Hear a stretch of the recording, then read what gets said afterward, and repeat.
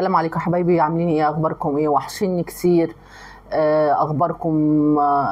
النهارده معاكم فضفضه جديده، فضفضه قلبي مع رنوش.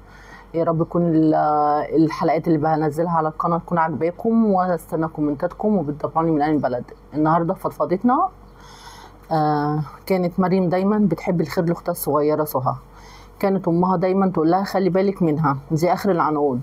مريم كبرت وبدات تشتغل، وفي يوم اتعرفت على كريم، شاب محترم جدا وبيحبها بجد.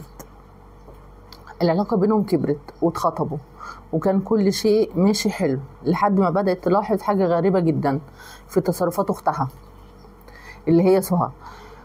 كل ما كريم يجي يزورهم تلاقي سهى فجأة بتضحك على أي حاجة يقولها، وبتقعد قدامه بشكل ملفت. وأنا كنت مركزة وبكدب إحساسي كل مرة، لحد ما في يوم مسكت تليفون أختي بالصدفة ولقيت رسائل بينها وبين خطيبي. دي طبعا دي مشكلة. كانت الصدمة ان اختي بتقوله انها بتحبه من زمان، وانها مش قادرة تشوفه مع مريم. وكريم برضو بيرد بكلام ما تخيلتش اللي هو يرد بيه، ما يخليش حد ينام بالليل.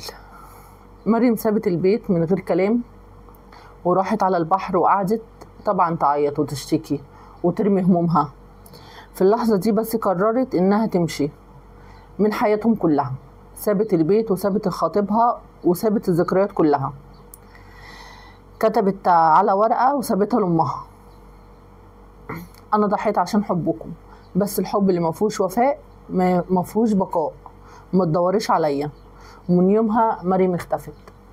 طبعا اللي هي مرت بيه دي صدمة، اللي هي اختها اللي مربياها ومكبراها وكان بتبديها عنها، خدت خطيبها اللي بتحب خطيب اختها. دي صعب، زي هي ربتها على الانانيه. هي حاولت تعوضها عن كل حاجه، بس لا، هي كده انانيه اللي هي بصت الحاجه اللي في ايد اختها. ليه؟